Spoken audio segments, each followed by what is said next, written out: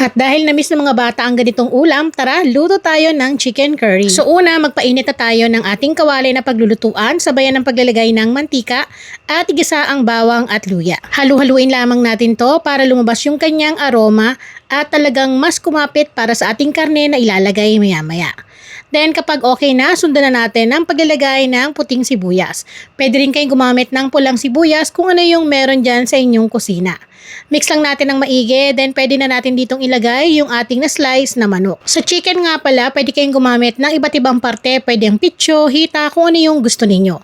Naglagay ako ng mga pampalasa, asin at paminta. Then, sasangkutsahin natin to ng maigi. Kapag ganitong klase talaga ng ulam, kailangan sangkutsahin ng maigi para naman hindi malansa. Then, kapag na-mix na natin, hindi pa to totaling luto, ay sasabayin na natin ng paglalagay ng pampalasa yung ating curry powder.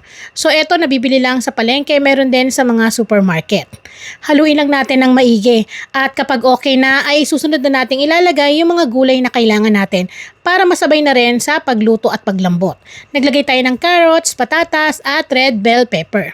Haluin lang natin ng bahagya at dito maglalagay na tayo ng gata ng niyog. At dahil wala tayong fresh na gata na nabili sa palengke, gagamit tayo ng Coco Mama 200 ml at mag-a-add tayo ng 200 ml na tubig para meron tayong coconut milk na ipangsasabaw natin dito.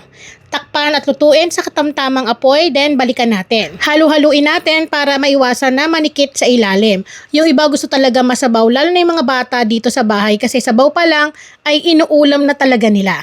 Then dito nga mag-a-add ako ng pampalasa, 2 tablespoon ng liquid seasoning or pwede kayong magdagdag ng mga pampalasa na nais ninyo. Mix lang natin yan, then tatakpan ulit natin at babalikan natin yan maya-maya para mag-add tayo ng pinakaunang piga, yung coconut cream. At dito na nga nabawasan na ng konting tubig or yung pinakasabaw para mas malinamnam at creamy, additional 200 ml ng Coco Mama. O ayan mga mami, no worry na kung wala tayong mabilhan na fresh na gata sa palengke dahil Coco Mama ay pwedeng-pwede na nating gamitin sa mga lutuing ulam at mga kakanina gusto natin.